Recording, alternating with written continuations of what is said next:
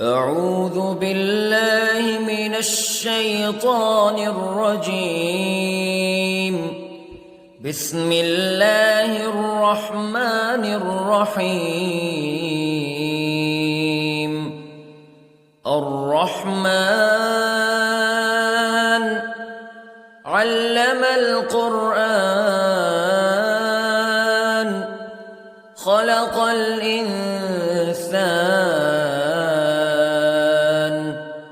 علمه البيان.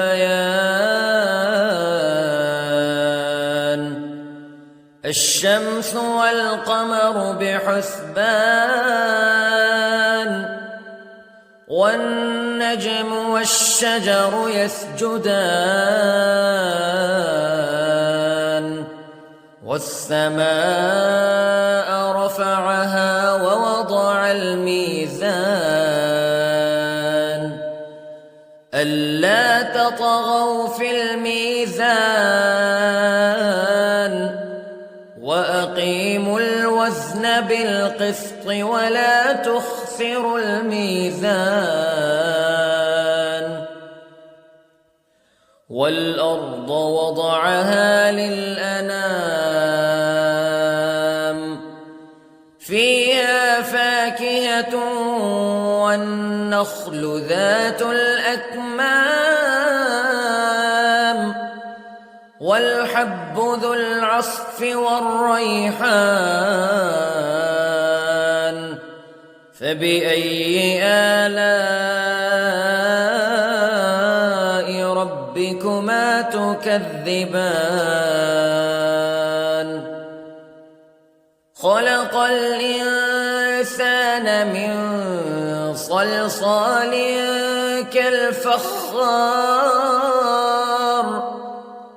وخلق الجان من مارج من نار فبأي آلاء ربكما تكذبان. رب المشرقين ورب المغربين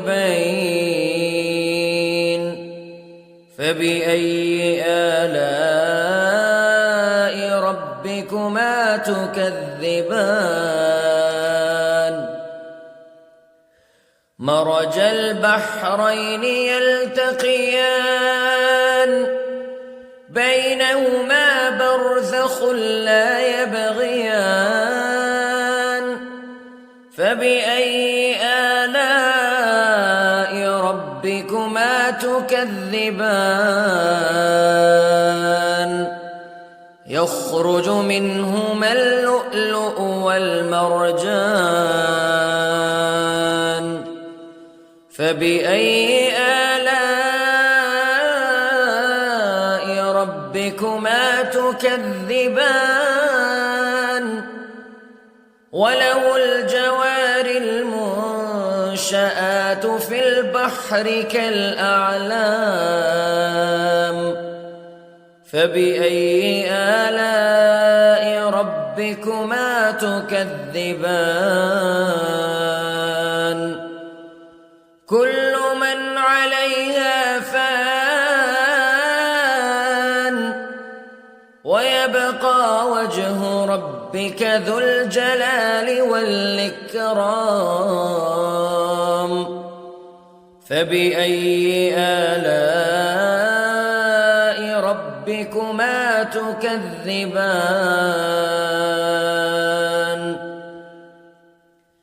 يسأله من في السماوات والأرض كل يوم هو في شأن فبأي آلاء ربكما تكذبان. سنفرغ لكم أيها الثقلان فبأي آلاء ربكما تكذبان.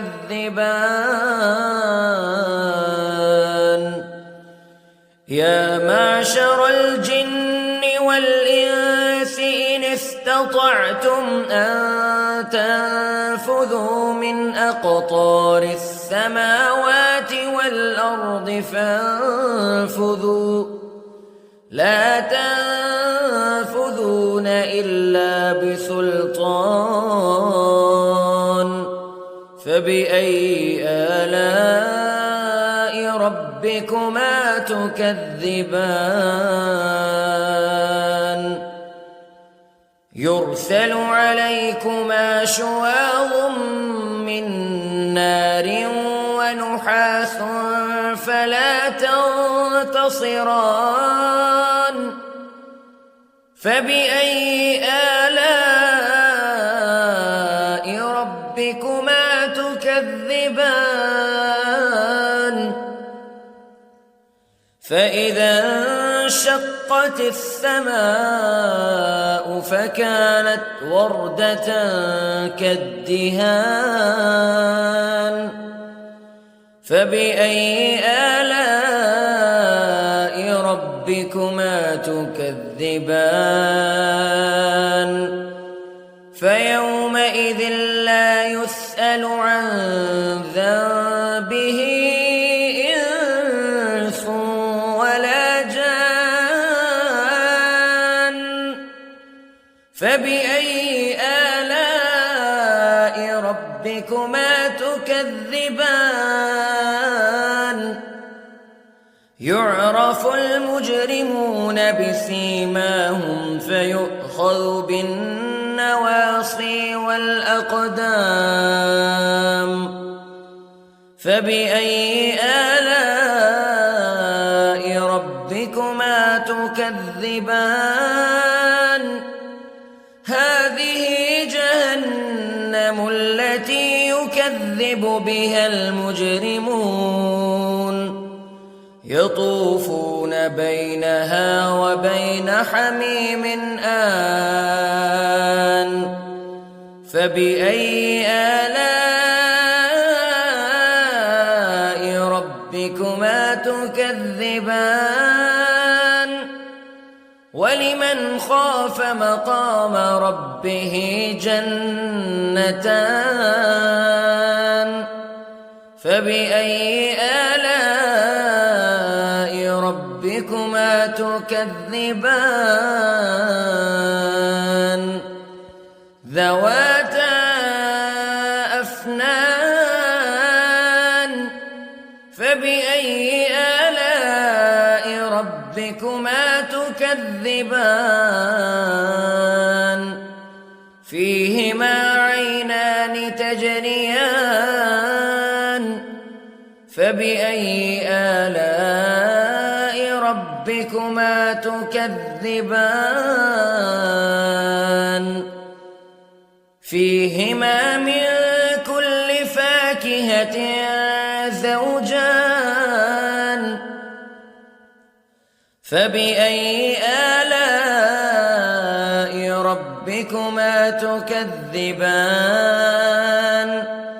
متكئين على فرش بطائنها من استبرق وجنى الجنتين دان فبأي آلاء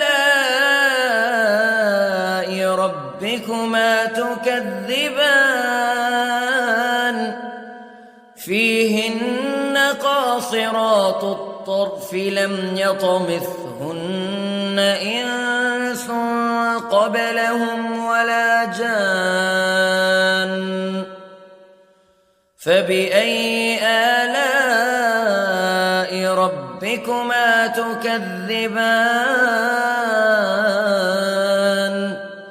كأنهن الياقوت والمرجان فبأي آلاء ربكما تكذبان هل جزاء الإحسان إلا الإحسان فبأي آلاء ربكما تكذبان ومن دونهما جنتان فبأي آلاء ربكما تكذبان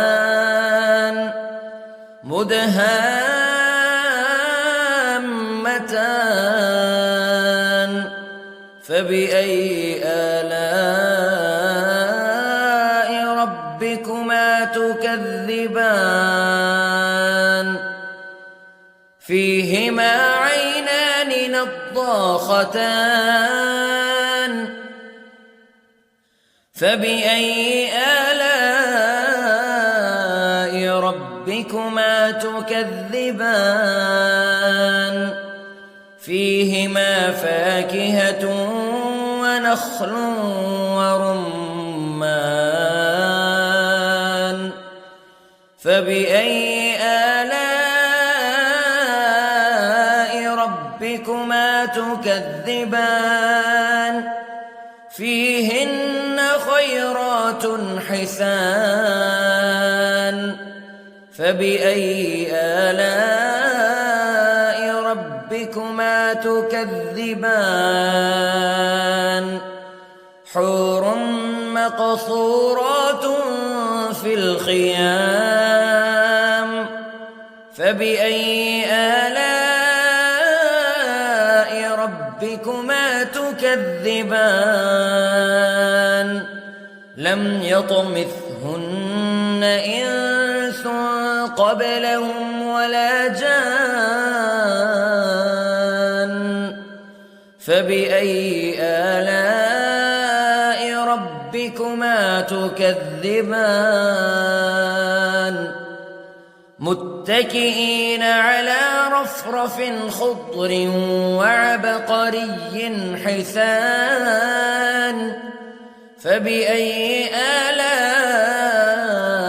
ربكما تكذبان تبارك اسم ربك ذي الجلال والإكرام